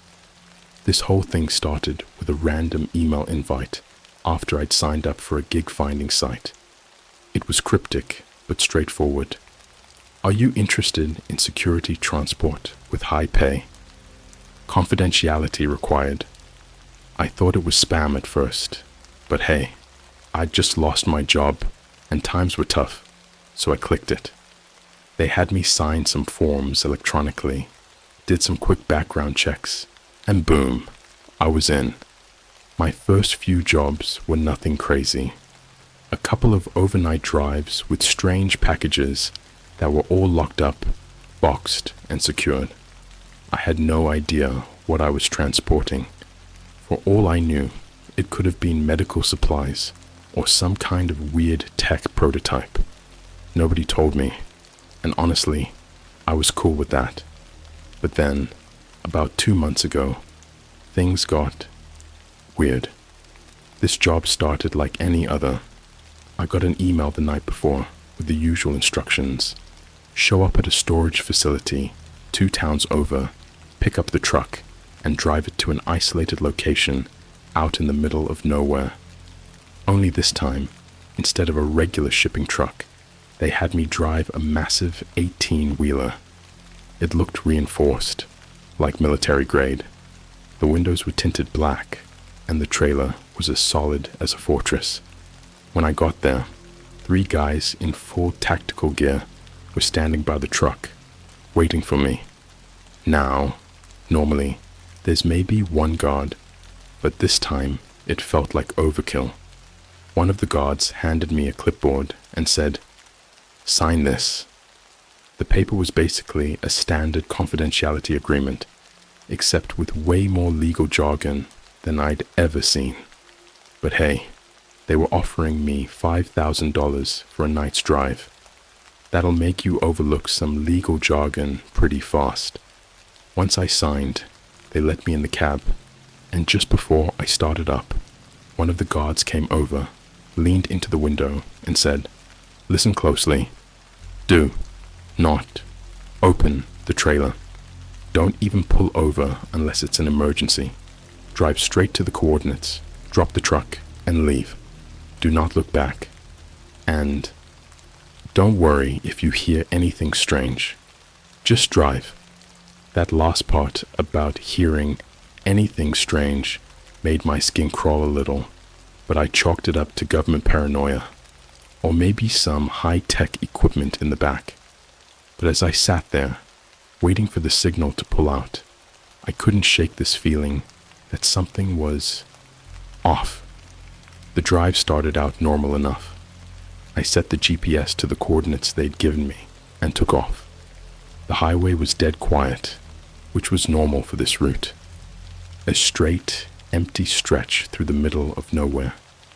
There was barely any traffic, just the usual late-night truckers and the occasional car. About an hour into the drive, I heard it. At first, it sounded like a low hum, almost like an engine glitch. I thought it was the truck itself, but after a few seconds, I realized it was coming from inside the trailer. It was faint, but there was a definite rhythm to it, like something was moving around back there. I tried to ignore it, telling myself it was just the usual cargo noise. Maybe they had some sort of machinery back there that needed to stay active. But as the minutes went on, the noise got louder, and it wasn't a hum anymore. It was more like scratching, like someone was scraping metal against metal. And then something heavy slammed against the wall. I jumped so hard, I nearly swerved into the next lane. My heart was pounding as I gripped the wheel, trying to keep it steady. The rational part of my brain was doing everything it could to convince me it was just unstable cargo. But then the scratching got louder, turning into a kind of clawing, like whatever was inside was desperate to get out. I kept checking the GPS, hoping I was getting close to the drop-off point, but I still had hours to go. Every instinct told me to pull over, pop the trailer open, and take a look, but I remembered what the guard had said: do not stop, and do not open the trailer. By this point, I was beyond freaked out.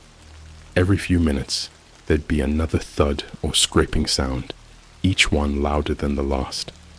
At one point, I swear, I heard a low, guttural growl, almost like some kind of animal. It sounded big, way too big to be anything normal, and it was angry, like it knew I was there and was trying to find a way out. I tried to shake it off, telling myself it was just my imagination running wild, but that feeling, that instinct telling me I wasn't alone, it wouldn't go away. Around 3 a.m., I hit a stretch of road with no lights, just pitch black, trees on either side, nothing for miles. That's when I heard it. A voice. It was muffled, but it was definitely a voice coming from the trailer. It sounded strained, like whoever or whatever it was had been trying to call out for hours. It was this low, distorted whisper that kept repeating the same thing over and over. Help me. All right, so I'm gripping the steering wheel like my life depends on it, which, honestly, it probably did. My mind was racing, trying to make sense of what I'd just heard. I mean, was that voice really coming from inside the trailer? And if it was, how was that even possible? This wasn't some movie where random hitchhikers get locked in trunks. This was a government gig with the kind of security detail you'd see at a military base. But there it was, this voice calling out in this strained, barely there whisper, "Help me." And every time it repeated, it sounded more desperate, more human. I thought about stopping again, just to figure out what was back there, but I kept hearing the guard's words in my head. Don't open the trailer. So, I did what anyone in my situation would do.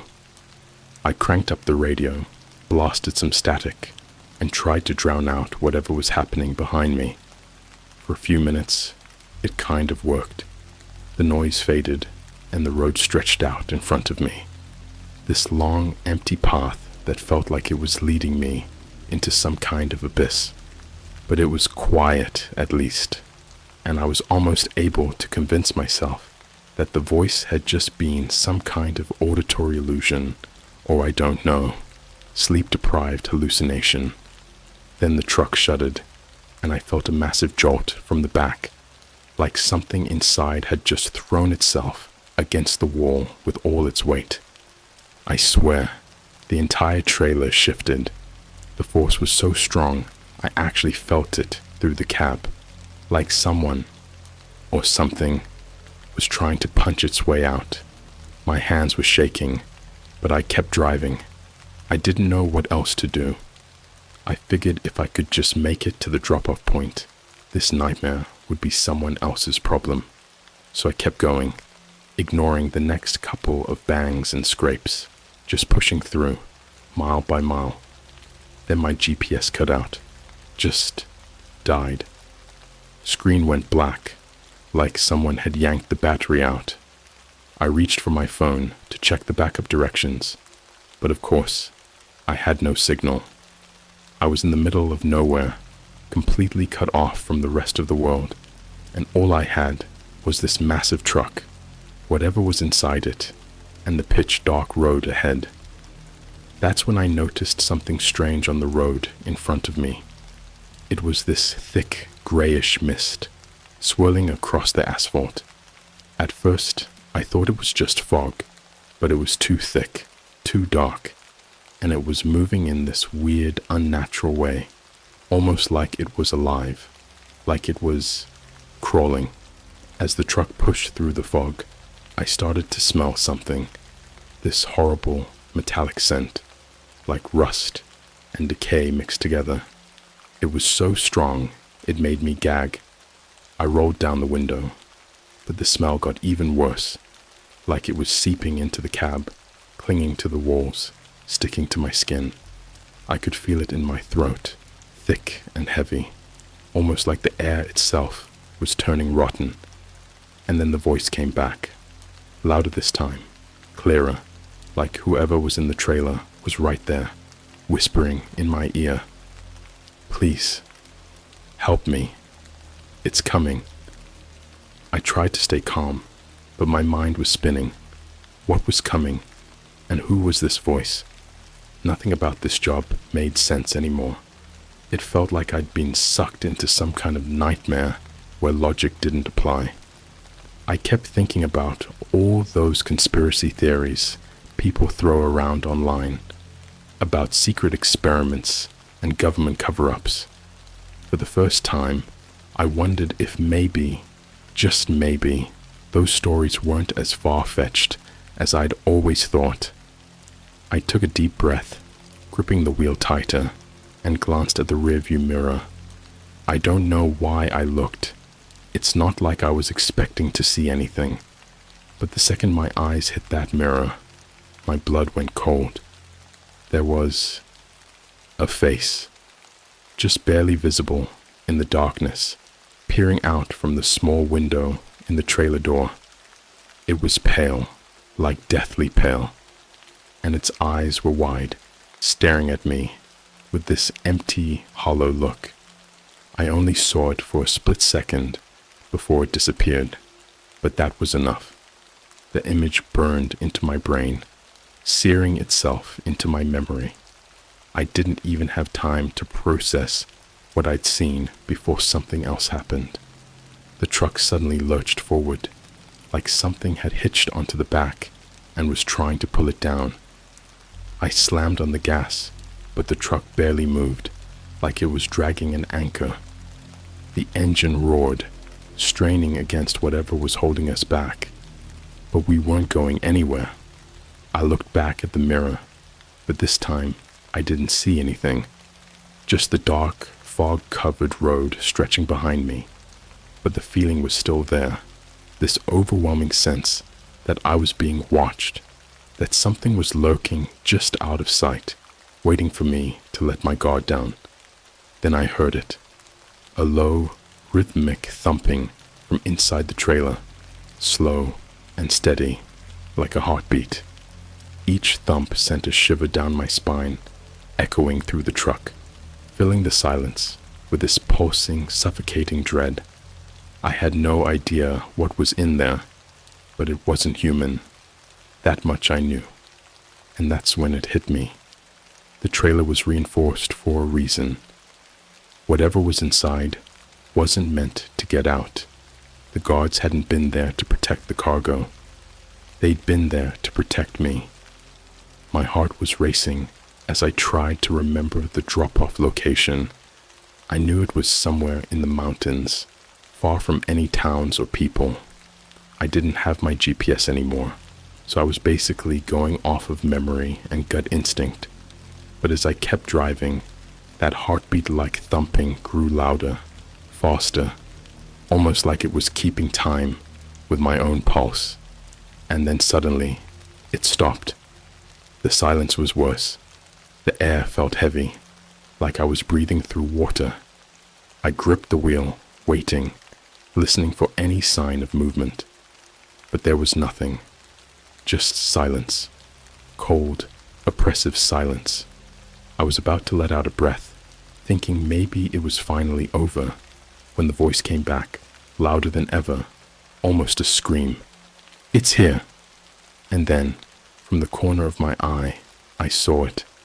Something massive and dark moved across the road, just a shadow at first, but then it took form, standing tall and skeletal, with limbs that stretched out unnaturally, twisting in ways that no living creature should be able to move. Its face. God, its face was like nothing I'd ever seen. Hollow eyes, a wide gaping mouth, and skin that looked stretched and torn, barely holding itself together. The thing was right there, standing in the middle of the road, watching me. I slammed on the brakes, and the truck skidded to a stop, tires screeching, but the thing didn't move. It just stood there, staring, its hollow eyes fixed on the cab, like it was looking straight at me. And then, slowly, it started moving toward the truck. I couldn't move. I was glued to my seat, hands frozen on the wheel, staring out at this thing making its way toward the truck. Its movements were slow, almost like it was savoring the moment, each step bringing it closer, its limbs bending and twisting in ways that made my stomach churn. I knew I should have hit the gas and gotten the hell out of there. But something about it, the way it moved, the way it looked right at me, held me in place. The fog had thickened, swirling around the creature like it was part of it, wrapping around its limbs and stretching out across the road. I could barely make out its shape now, but those hollow, empty eyes shone through the mist, like they were locked onto me, calling me. And that smell, that horrible metallic rot filled the cab, stronger than before, almost overwhelming. It was like the stench itself was alive, clawing its way down my throat, sticking to my skin. Then, suddenly, the pounding from the trailer started up again, louder, harder, like something inside was panicking, desperate to get out. The whole truck shook as whatever was back there threw itself against the walls. And then the voice came back, screaming this time, raw and terrified. "It's coming for me. Please, don't let it take me." The voice was frantic, filled with this sheer, animalistic fear that sent shivers down my spine. I don't know why, but in that moment, it felt real, like whatever was in the trailer, whatever creature or person or thing was locked back there, was as terrified of this shadowy figure as I was. And as much as I wanted to just leave, to abandon this whole twisted nightmare, some part of me, I don't know, felt for it. Before I knew what I was doing, my hand was on the door latch, ready to jump out and head for the trailer, to try and, I don't even know, maybe open it. But just as I was about to move, the figure stopped, dead in its tracks, maybe 15 feet from the truck. It cocked its head to the side, as if it sensed something, like it was waiting, and then I felt a chill run down my spine as a new sound filled the air. It was laughter, soft at first, just a faint, mocking giggle that came from all directions, bouncing off the trees and filling the road. And then it grew louder, deeper, like it was inside my head, rattling around my skull until it was all I could hear. This laughter, it was like nails on a chalkboard, scraping and dragging, each sound more twisted than the last. My vision started to blur, the edges of the cab stretching and distorting as the laughter echoed around me. I tried to shake it off, to focus on something, anything, to keep my mind from slipping, but then the truck shuddered violently, and the voice from the trailer screamed, "Don't let it in, please." In that moment, instinct kicked in. I reached over, locked the doors, and held my breath as the shadow creature took a step closer, its hollow eyes boring into me, as if it was deciding whether or not to rip the truck open like a can. The air felt thick, almost liquid, like I was breathing underwater. Every second that passed, that oppressive dread grew stronger, like the thing was pressing down on me, willing me to let go, to give up. My vision was blurring, and my body felt weak, like I was slowly being drained. I could feel my mind slipping, my grip on reality loosening, until, suddenly, the laughter stopped, just cut off, like someone had flipped a switch. The silence that followed was deafening, pressing against my ears and filling the cab. I could see the creature through the fog, still there, still watching me, but it wasn't moving. It just stood there, completely still, its hollow gaze fixed on the trailer. Then, the voice in the trailer spoke again, quieter now, almost a whisper. "It's gone, but it's not over." My heart was still racing, but the suffocating weight in the air had lifted, and I felt like I could finally breathe again. I looked out the window, and sure enough, the figure had disappeared, melting back into the fog like it had never been there at all. But the relief was short-lived. Before I even had time to process what had just happened, the trailer shook violently, like something inside was tearing it apart. I could hear metal bending, bolts straining, as if the walls were being ripped open from the inside. Whatever was in there wasn't just banging around anymore. It was trying to break out. And then I heard the voice again, low and trembling, almost apologetic. I tried to warn them. They wouldn't listen. They thought they could control it. My stomach dropped.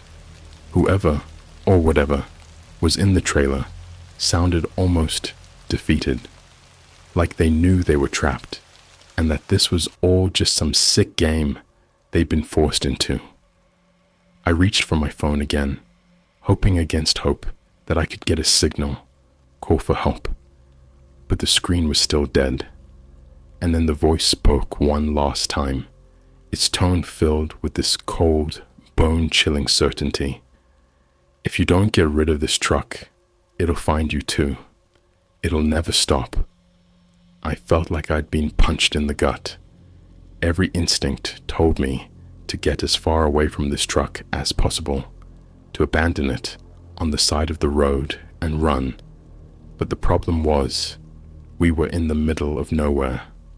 There was nothing for miles, just endless dark road and that thick, suffocating fog. And then I remembered the drop-off location, the coordinates. I didn't have the GPS, but I still had a vague sense of the route. If I could just get there, just make it to that isolated mountain spot, maybe I could get rid of this nightmare for good. So I started the engine, forced myself to ignore the sounds coming from the back, and took off down the road. The fog seemed to thicken around me, pressing against the truck like it was trying to slow me down, trying to hold me back. But I kept going, pushing through, mile after mile. As I drove, the trailer grew quieter. No more pounding, no more voices, just this heavy, suffocating silence.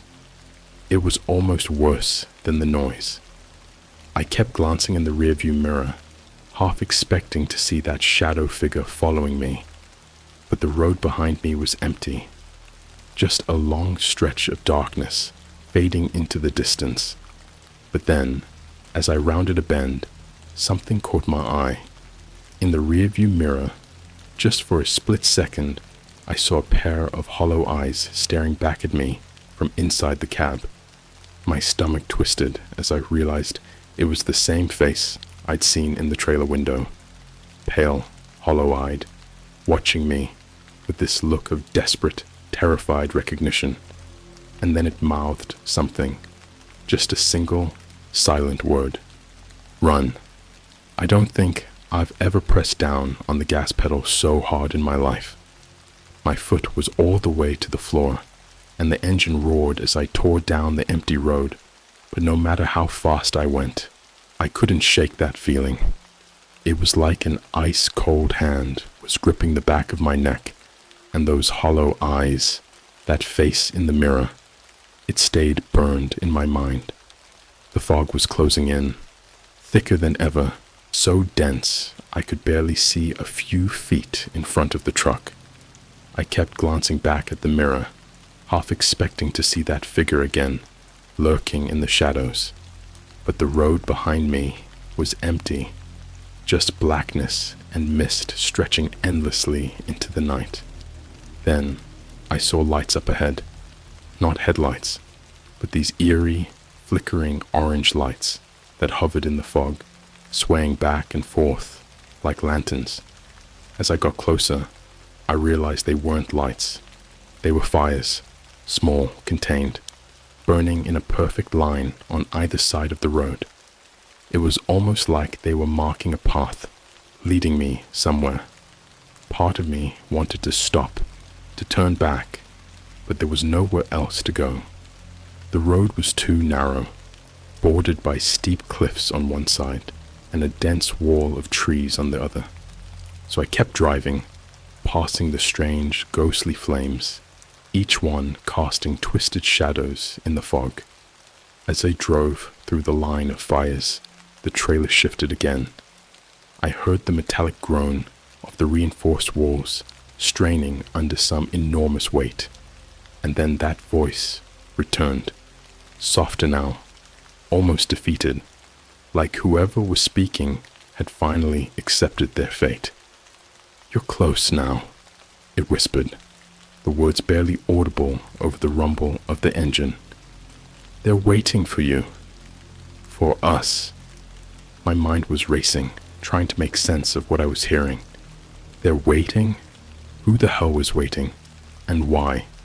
I wanted to scream, to demand answers, but deep down, I knew that whatever was happening here was way beyond anything I could understand. This wasn't just some government experiment gone wrong. It was something older, something darker. I followed the fires down the narrow road, winding deeper into the fog-covered forest. The trees grew taller, their twisted branches reaching over the road like skeletal fingers. Shadows danced in the corners of my vision, darting between the trees, but every time I tried to focus on them, they disappeared. It was like the darkness itself was alive, moving, watching me. Finally, after what felt like hours, I saw a break in the trees. Up ahead was a clearing, and in the center, an old, crumbling building loomed out of the mist. It looked like an abandoned facility, with tall, rusted fences and broken windows that stared back at me like empty eye sockets. The fires led right up to the gate, where they stopped, flickering in the fog. I pulled the truck to a stop, my heart pounding so hard I could feel it in my throat. This was the drop-off point. I could feel it, this cold, oppressive energy radiating from the building like it was calling to the truck, to whatever was inside. I didn't want to get out, didn't want to leave the cab, but I knew I had no choice. As soon as I stepped out, the cold hit me like a wave. It wasn't just the kind of cold you feel on your skin. It sank into my bones, deep and unrelenting. Every instinct told me to get back in the truck, to drive away and never look back. But something stronger, something I couldn't explain, was pulling me toward the trailer.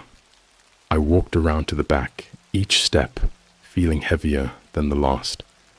My breath fogged up in the icy air, and as I reached the trailer door, I noticed something strange. There were symbols etched into the metal, faint but unmistakable, like someone had scratched them there with something sharp.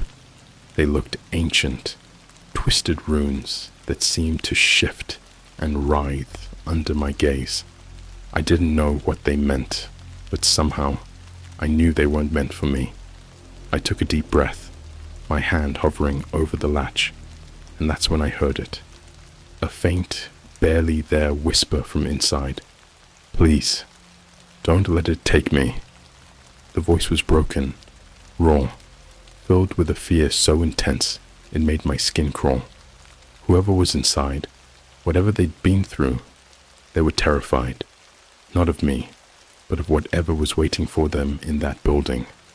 Part of me wanted to listen to them, to leave the trailer locked and run, but something else held me in place. Some dark, nagging thought that whispered that if I didn't finish this, if I didn't deliver the cargo, I'd be the one it came for next. With a deep, steadying breath, I gripped the latch and pulled.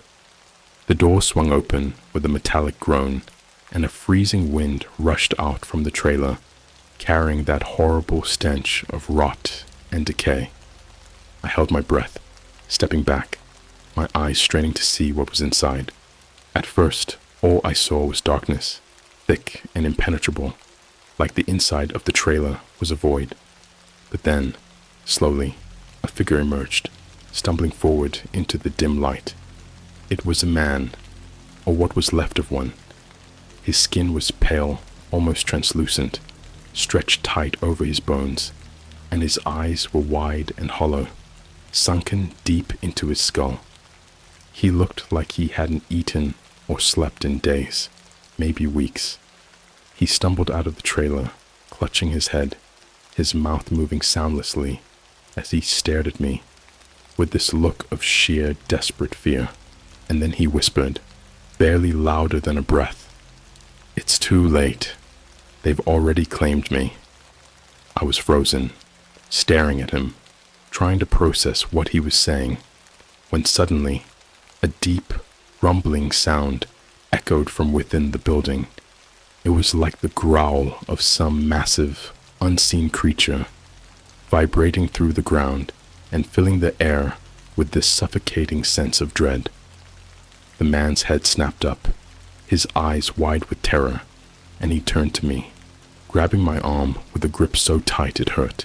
His voice was frantic, barely coherent, as he gasped out his warning. "You have to go. Get out now. It's waking up. The hunger never stops. It never lets go. They lied to you. They lied to all of us." Before I could even respond, he let go of my arm and stumbled toward the building, his steps shaky and unsteady.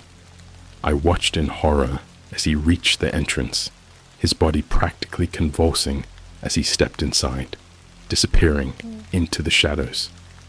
Then, the door slammed shut behind him, and the fires around me flickered, the flames twisting and contorting into shapes that looked almost like faces, screaming and writhing in agony. The air grew colder, the shadows deeper, and I knew, somehow, I knew that whatever was in that building wasn't just going to let me walk away. Without thinking, I sprinted back to the cab, my hands shaking as I climbed in and slammed the door. I didn't even look back. I just started the engine, floored the gas, and tore down the road, putting as much distance between me and that cursed place as possible. As I drove, the fog began to thin, the fires fading into the distance until they were nothing more than faint, flickering lights on the horizon. But the fear didn't go away. I kept glancing in the rearview mirror, half expecting to see those hollow eyes staring back at me, or that shadowy figure chasing after the truck. I drove for hours, my mind racing, replaying everything I'd seen, trying to make sense of it. I didn't know what I'd just been part of, what kind of nightmare I'd stumbled into. But one thing was certain. Whatever was in that building, it wasn't going to stay there forever. And somehow, I had this sickening feeling that I hadn't escaped it, that this wasn't over, that somewhere out there in the darkness, it was still watching me. The entire drive back, I couldn't shake the feeling that something was wrong, like a dark cloud hanging just behind me. Always there, no matter how far I drove. Every mile, every shadow on the road felt like it was hiding something watching. I kept glancing in the rearview mirror, expecting to see those hollow eyes, that twisted figure from the fog, but the road behind me was empty, silent. It was like the world had gone dead. I made it back to the drop-off location where I'd picked up the truck, some dusty, out-of-the-way storage lot. By the time I parked, the first light of dawn was creeping over the horizon. The early morning sun should have made me feel safe, grounded, but it didn't. Everything still felt off, like I'd crossed over into some twisted version of reality where nothing was ever quite right. I turned off the engine, sat there in the cab for a moment, trying to steady my breathing. I kept replaying everything in my head. The voice, the figure, that man stumbling out of the trailer, whispering about the hunger. I wanted to believe it was just some nightmare, a product of my exhaustion, but I knew it wasn't. It was real as the air in my lungs. Just then, my phone lit up. It was an email, the subject line blank, from an address I didn't recognize. I tapped it open, and a chill ran down my spine as I read the single line it contained. The delivery is complete. Payment has been processed. Do not speak of this again. The message was signed by some random initials, but it didn't matter. I knew what it meant. They wanted me to stay silent, to pretend none of this had happened. I could practically hear the unspoken threat lingering behind the words. I deleted the email, but I couldn't shake the paranoia that hit me right after. I kept thinking about the man from the trailer, his hollow eyes, his lost, desperate words. They lied to all of us. That day, I went home, locked every door and window, and just sat there, staring at the walls, my mind replaying the events over and over. Every sound outside made me jump. Every shadow seemed darker, twisted, like something was hiding in it, waiting. A week went by, and life almost returned to normal. I did my best to forget the whole experience, to convince myself it was just another job. But the memory wouldn't fade. Every night I'd lie awake, my mind going back to that night, the fog, the fires, the building, the thing that had watched me from the road. And then there were the dreams. Every night, the same one. I was back in the truck, driving through endless fog, hearing that whisper again. It's coming. It's coming. I was on edge constantly, looking over my shoulder wherever I went. I felt like I was being followed, but every time I turned around, there was nothing there. Just an empty street, a deserted hallway, an expanse of dark sky. But that feeling, that cold, crawling sensation at the back of my neck, it wouldn't go away. Then one night, it happened. I was sitting in my living room, half asleep, trying to distract myself with some mindless show on TV, when I heard it, a low, rumbling sound coming from outside. It was subtle, almost like a distant engine, but with this strange rhythm, a pulsing hum that made my skin crawl. I tried to ignore it, telling myself it was just my imagination, but the sound grew louder, filling the air, vibrating through the walls. It was the same sound I'd heard that night, that horrible rhythmic heartbeat that seemed to echo straight from the trailer. I stood up, my heart pounding, and made my way to the window. Outside, the street was empty, bathed in the orange glow of the streetlights. But there, just at the edge of the light, I saw it. A thick, grey fog creeping down the street, moving in that unnatural, crawling way I'd seen before. And as the fog drew closer, the sound grew louder, filling the air with that deep, oppressive hum. In the fog, I saw shapes, twisted figures moving through the mist, their limbs bending in unnatural angles, their hollow eyes staring straight ahead. And then, from the depths of the fog, a figure emerged, tall and skeletal, with limbs that stretched impossibly long, its head tilted to the side as if it were listening, searching. My breath caught in my throat as those hollow eyes found me, locking onto mine through the window. It didn't move, didn't speak. It just stared, watching, like it had finally found what it was looking for. I stumbled back from the window, my mind racing, trying to figure out what to do. I grabbed my phone, hands shaking as I dialed a random number, anyone I could think of, but the line was dead. I tried again, but there was nothing. No signal, no sound, just silence. And then, from outside, I heard a familiar voice, soft and desperate, carried on the wind. "Please, don't let it take me." I knew that voice. It was the same voice from the trailer, the same terrified whisper I'd heard on the road. It was coming from the fog, calling out, begging. And then, slowly, it faded, replaced by the laughter. That horrible, mocking laughter that echoed through the night, filling my head, drowning out everything else. The lights flickered, and for a brief second, I saw the figure standing just outside my door, those hollow eyes staring in, unblinking, and then it was gone, like it had melted into the shadows. I haven't left my house since that night. The fog hasn't come back, and the laughter is gone, but I can still feel it, lurking just out of sight, waiting. Every now and then, I'll catch a glimpse of something moving in the corner of my eye, or I'll hear that faint, rhythmic thumping, like a heartbeat, echoing from somewhere deep below. I've tried to move on, to forget, but I know it's not over. Whatever I delivered that night, whatever creature or entity I helped bring to that place, it's still out there, and somehow, I know it's not finished with me. Every night, as I lie awake, I can feel it watching, waiting. It doesn't matter where I go or what I do. I know, deep down, that I'll never really escape it, because some things, some hungers, never let go.